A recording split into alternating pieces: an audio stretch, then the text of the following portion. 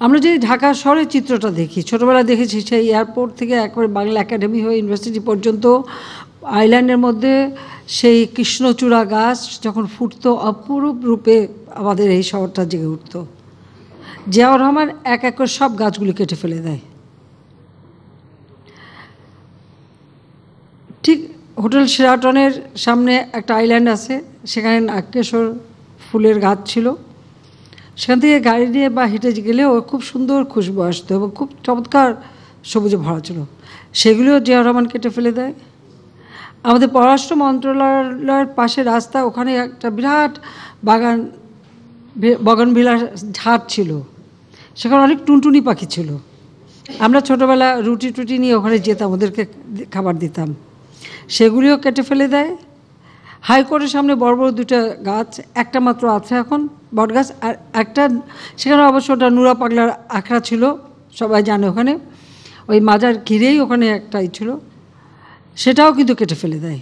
ঠিক এইভাবে সারা বাংলাদেশে মানে বৃক্ষ নিধন, এটাও কিন্তু তাদের একটা চরিত্র। এবং তার আর একটা নমুনা আপনারা পেয়েছেন 2013 সালে। আমরা সেই 84 সাল থেকে বৃক্ষরোপণ কর্মসূচি পালন করি। তখন তো রাজনীতি নিষিদ্ধ ছিল, তারপরেও আমরা কিন্তু আমাদের এই পরিবেশ রক্ষা বা জলবায়ু পরিবর্তন এসব কিন্তু তখনও বিশ্বে আসে নাই। কিন্তু আওয়ামী লীগ আমরা উদ্যোগ নেই যে না, আমাদের সবসময় অবশ্য গাছ লাগানো এটা আমাদের একটা মানে নীতি ছিল। তো তখন থেকে আমরা কিন্তু এই বৃক্ষরোপণ কর্মসূচি পালন করি এবং আমাদের কৃষক লীগের উপরেই আমরা দায়িত্ব দিই। তখন কৃষক লীগের সভাপতি ছিলেন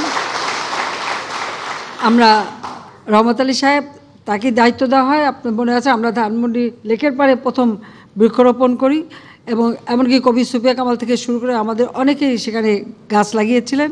সেই থেকে আমাদের যাত্রা শুরু। আর এটা আমরা শিখেছি জাতির পিতা বঙ্গবন্ধু শেখ মুজিবের কাছ থেকেই, কারণ তিনি এদেশে যেমন মানে ঘোড়দৌড় বন্ধ করে দিয়েছিলেন সেই রেসকোর্স ময়দান, সেখানে প্রথম বৃক্ষরোপণ করেন। ওখানে যে নারকেল গাছগুলি, অনেক পুরনো নারকেল গাছগুলি তার সময় লাগানো, তিনি নিজের হাতে বৃক্ষরোপণ করেন।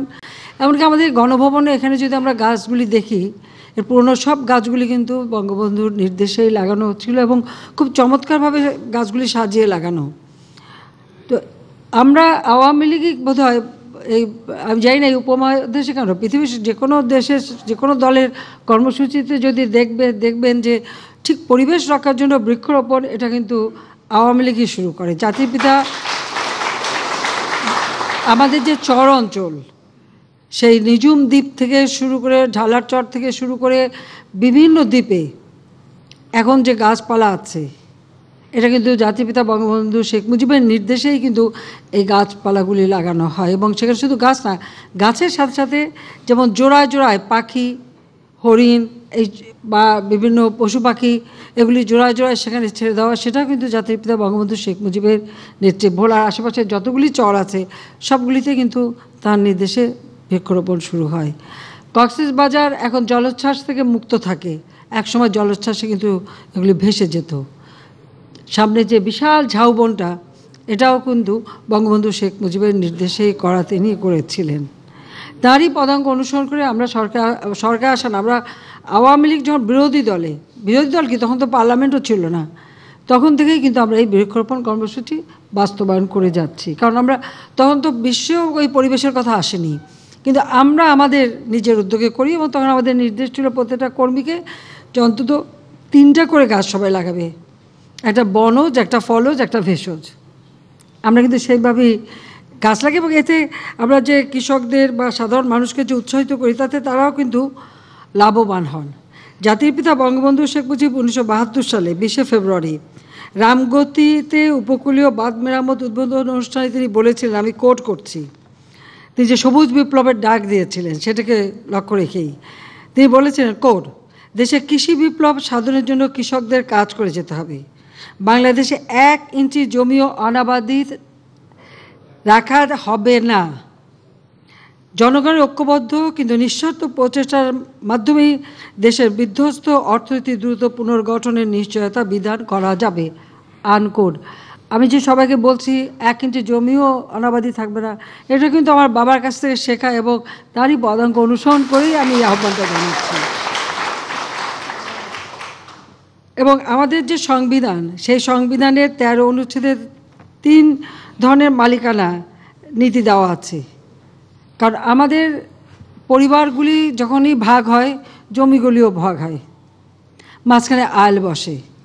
তিনি বলতেন, আমরা যখন বসতাম একসঙ্গে, মানে আমাদের একটা সকালবেলা আমাদের একটা চায়ের আড্ডা বসতো অফিস যাওয়ার আগে বা তার আগেও, উনি যখন মানে জেলের বাইরে থাকতেন, তো বলতেন যে এই আইলগুলি যদি জোড়া দেওয়া যায় তো ফরিদপুর জেলার মতো অত বড় একটা জায়গা পাওয়া যাবে চাষের জমি। তখন থেকে ওনার এটাই চিন্তা ছিল যে বাংলাদেশে সমবায়ের মাধ্যমে চাষ করা এবং কৃষিকে যান্ত্রিকীকরণ করা। কারণ তিনি জাপান গিয়েছিলেন 1958 সালে, তখন এশিয়ান অলিম্পিকে, তখন জাপান দেখে এসেছিলেন। তখন থেকে ওনার এটাই চিন্তা ছিল যে জাপানে যদি এরকম 3 গুণ ফসল হতে পারে তা আমার দেশে কেন হবে না। এবং সেই দিকে চিন্তা করেই কিন্তু তিনি কৃষি যান্ত্রিকীকরণ করার কথা কিন্তু সে বহুদিন থেকে বলে গিয়েছিলেন, যে যন্ত্রের মাধ্যমে জমি চাষ হবে। এবং স্বাধীনতার পরে তিনি যে দ্বিতীয় বিপ্লবের কর্মসূচি দেন, সেখানে যে বাধ্যতামূলক বহুমুখী গ্রাম সমবায়, এবং গ্রাম সমবায়ের কথা কিন্তু আমাদের অর্থনৈতিক নীতিতেও আছে। আমাদের সংবিধানের যে 13 অনুচ্ছেদ, যেখানে অর্থনৈতিক নীতিমালা আছে, সেখানে কিন্তু বলা আছে যে সরকারি মালিকানা, সমবায় এবং ব্যক্তি মালিকানা, অর্থাৎ 3 ধরনেরই থাকবে। আর সেখানে যে সমবায়ের মাধ্যমে যে জমি চাষ হবে, কোনো কৃষকের জমি নেওয়া হবে না, যার যার জমি বা জমির মালিকানা ঠিক থাকবে, কিন্তু সেটা চিহ্নিত থাকবে এবং সেটা ম্যাপ করা থাকবে এবং রেকর্ডে থাকবে। উৎপাদিত যে ফসলটা হবে, সেই ফসলটা সেটাই ভাগ করা হবে। তার একটা খসড়া নীতিমালাও তৈরি করা হয়েছিল, কিন্তু আমাদের দুর্ভাগ্য হচ্ছে সেটা আর তিনি করে যেতে পারেননি।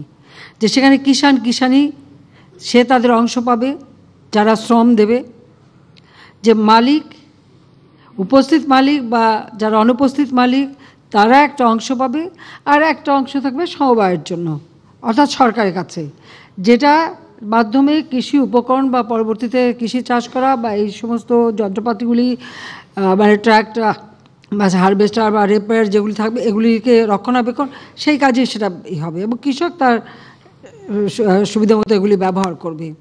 তো এই যে ব্যবস্থাটা তিনি শুরু করতে চেয়েছিলেন, কিন্তু সেটা তো সম্পন্ন করে যেতে পারেননি। আজকে অবশ্য এখন যে সমলয়ে চাষ শুরু হয়েছে, কিন্তু আমি মনে করি যে সমলয় শুধু করলেই হবে না, যে আমরা যদি আসলে সমবায়ের মাধ্যমে করতে পারি, এবং যেভাবে আমি বললাম যে সেখানে যারা কিষাণী কাজ করবে, অবশ্যই তাদের অংশটা ভালো থাকতে হবে, কারণ তারা তো শ্রম দেয়। আর যারা মালিক, এবং ওই নীতিমালা এটাও ছিল যে যত বেশি যার জমি, তার ভাগের পার্সেন্টেজ কিন্তু একটু কম থাকবে, কিন্তু সে বেশি পাবে, কিন্তু একটু পার্সেন্টেজ দিক থেকে তার একটা সমতা রাখার জন্য। তো সেইভাবেই কিন্তু তিনি চিন্তাটা করেছেন, যেটা করে যেতে পারেননি। আজকে যদি করতেন, বাংলাদেশটা চিত্রই বদলে যেত। আমাদের চেষ্টা, সরকার আসার পর থেকে আমরা চেষ্টা করে যাচ্ছি।